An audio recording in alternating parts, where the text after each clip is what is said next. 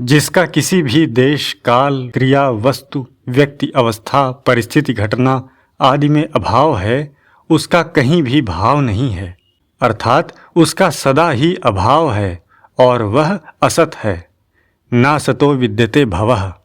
जो किसी देश में है और किसी देश में नहीं है, वह किसी भी देश में नहीं है। जो किसी काल में है और किसी काल में नहीं है, वह किसी भी काल में नहीं है। जो किसी क्रिया में है और किसी क्रिया में नहीं है, वह किसी भी क्रिया में नहीं है। जो किसी वस्तु में है और किसी वस्तु में नहीं है, वह किसी भी वस्तु में नहीं है। जो किसी व्यक्ति में है और किसी व्यक्ति में नहीं है, वह किसी भी व्यक्ति में नहीं है। जो किसी अवस्था में है और किसी अवस्था में नहीं है, वह किसी भी अवस्था में नहीं है। जो किसी परिस्थिति में है और किसी परिस्थिति में नहीं है, वह किसी भी परिस्थिति में नहीं है। जो किसी घटना में है और किसी घटना में नहीं है, वह किसी भी घटना में नहीं है, अर्थात उसका सभी घटनाओं में अभाव है। जो किसी शरीर में है और किसी शरीर में नहीं है, वह किसी भी शरीर में नहीं है। जो किसी वर्ण में है और किसी वर्ण में नहीं है, वह किसी भी वर्ण में नहीं है। जो किसी जाति में है और किसी जाति में नहीं है, वह किसी भी जाति में नहीं है।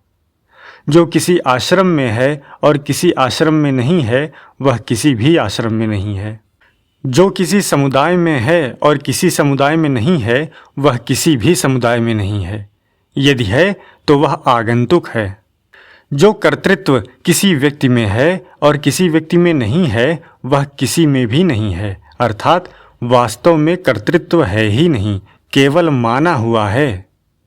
काम, क्रोध और लोभ वृत्ति कभी होती है और कभी नहीं होती, तो वस्तुतः उनका नहीं होना ही सिद्ध होता है। इसी प्रकार मोह, मद और मत्सर वृत्ति कभी होती है और कभी नहीं होती, तो वस्तुतः उनका नहीं होना ही सिद्ध होता है, अर्थात उनका सदा ही अभाव है। यदि ये वृत्तियां वास्तव में होती तो कभी घटती अथवा मिटती नहीं। वास्तव में काम, क्रोध आदि विकारों की स्वतंत्र सत्ता ही नहीं है। विकार और सत्ता परस्पर विरोधी हैं। जो विकार है उसकी सत्ता कैसे, और जिसकी सत्ता है उसमें विकार कैसे? परंतु अज्ञानवश अपने में काम, क्रोध आदि विकारों की सत्ता मानने से वे अपने में दिखने लग जाते हैं। उनको अपने में मानकर उनको मिटाने की चेष्टा करते हैं तो उनकी सत्ता और दृढ़ होती है। इसी तरह मन को सत्ता दी है, तभी स्फुरणाएं और संकल्प हैं। स्फुरणा और संकल्प परिवर्तनशील हैं। सत्ता में परिवर्तन नहीं होता और जिसमें परिवर्तन होता है उसकी सत्ता नहीं होती। जिसका सदा ही अभाव है, उसकी सत्ता भूल से मानी हुई दी हुई है। मानी हुई सत्ता की सत्ता नहीं होती, कल्पना की हुई सत्ता की सत्ता नहीं होती, दी हुई सत्ता की सत्ता नहीं होती। इसी तरह संसार की सुनी हुई, कही हुई और चिंतन की हुई सत्ता की सत्ता नहीं होती, क्योंकि वास्तव में संसार की स्वतंत्र सत्ता है ही नहीं, परंतु स्वयं सत स्वरूप है। अतः यह जिसकी सत्ता मान लेता है, उसकी सत्ता दिखने लग जाती है। जैसे अग्नि में लकड़ी, कोयला, कंकड़, पत्थर, ठीकरी आदि जो भी रखें वही चमकने लग जाती है। असत का भान तो हो सकता है, पर उसकी सत्ता नहीं हो सकती। कारण कि जिसका कभी भी और कहीं भी अभाव है, उसका सदा सर्वत्र अभाव ही अभाव है। परंतु सत तत्व परमात्मा का किसी भी देश में अभाव नहीं है, किसी भी काल में अभाव नहीं है, किसी भी क्रिया में अभाव नहीं है, किसी भी वस्तु में अभाव नहीं है, किसी भी व्यक्ति में अभाव नहीं है, किसी भी अवस्था, परिस्थिति, घटना में अभाव नहीं है। जिसका कभी भी और कहीं भी अभाव नहीं है, उसका सदा सर्वत्र भाव ही भाव है। ना भावो विद्यते सतः।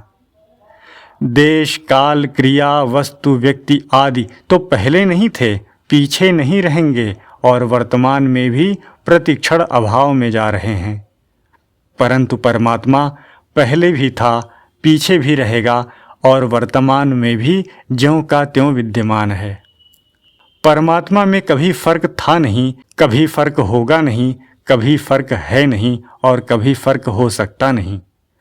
वह नित्य निरंतर ज्यों का त्यों रहता है। वह किसी की दृष्टि में है और किसी की दृष्टि में नहीं है तो इससे उसका अभाव सिद्ध नहीं होता। प्रत्युत यह तो दृष्टि दोष है, दृष्टि का अभाव है, जिससे वह होता हुआ भी नहीं की तरह दिखता है। संसार की सहज स्वाभाविक तथा नित्य निरंतर निवृत्ति है और परमात्मा की सहज स्वाभाविक तथा नित्य निरंतर प्राप्ति है।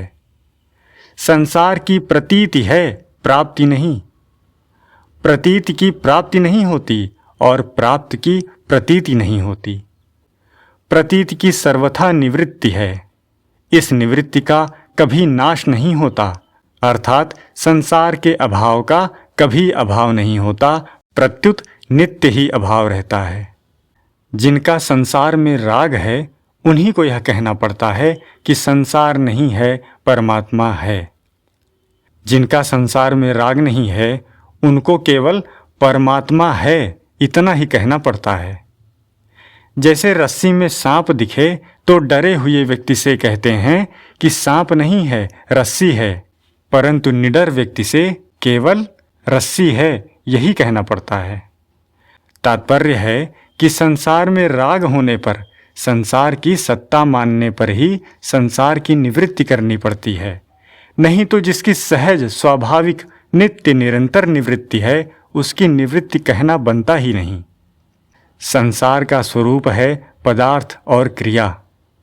जब अज्ञता के कारण संसार की सत्ता मान लेते हैं तब पदार्थ को लेकर संयोग की रुचि और क्रिया को लेकर करने की रुचि होती है। पदार्थों के संयोग की और करने की रुचि होने से नित्य निवृत्ति में भी प्रवृत्ति प्रतीत होती है, परंतु प्रवृत्ति प्रतीत होने पर भी निवृत्ति ज्यों की त्यों रहती है, अर्थात पदार्थों के संयोग की और करने की रुचि के परिणाम में अभाव के सिवाय कुछ नहीं मिलता और अभाव को कोई भी नहीं चाहता। जीव का जड़ अंश की प्रधानता से संसार की तरफ भी आकर्षण होता है और चेतन अंश की प्रधानता से परमात्मा की तरफ भी आकर्षण होता है।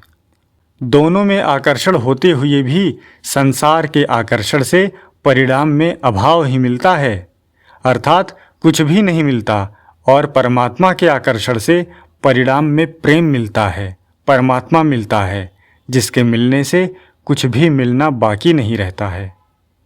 प्रेम तथा बोध दोनों एक ही हैं। बोध के बिना प्रेम आसक्ति है, क्योंकि संसार के अभाव का बोध न होने पर संसार में आसक्ति होती है, प्रेम नहीं होता, और प्रेम के बिना बोध शून्य है, क्योंकि संसार का अभाव करते करते अभाव ही शेष रह जाता है। असत से अलग हुए बिना असत का ज्ञान नहीं होता, क्योंकि वास्तव में हम असत से सर्वथा अलग हैं। सत से अभिन्न हुए बिना सत का ज्ञान नहीं होता, क्योंकि वास्तव में हम सत से सर्वथा अभिन्न हैं।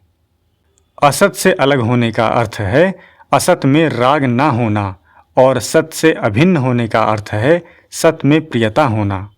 सदा सर्वदा निवृत्त रहने पर भी असत का राग, आकर्षण, महत्व बुद्धि, सुख बुद्धि रहते हुए असत का ज्ञान अर्थात निवृत्ति नहीं होती, और सदा सर्वदा प्राप्त रहने पर भी सत में प्रियता हुए बिना सत का ज्ञान अर्थात प्राप्ति नहीं होती, प्रत्युत केवल चर्चा अर्थात सीखना मात्र होता है। सीखने मात्र से अपनी जानकारी का अभिमान तो हो सकता है, पर अनुभव नहीं हो सकता। असत में राग ना होने से असत का ज्ञान हो जाता है। असत का ज्ञान होते ही अर्थात असत को असत रूप से जानते ही असत की निवृत्ति तथा सत की प्राप्ति हो जाती है और संपूर्ण दुखों का नाश हो जाता है। सत में प्रियता होने से सत का ज्ञान हो जाता है।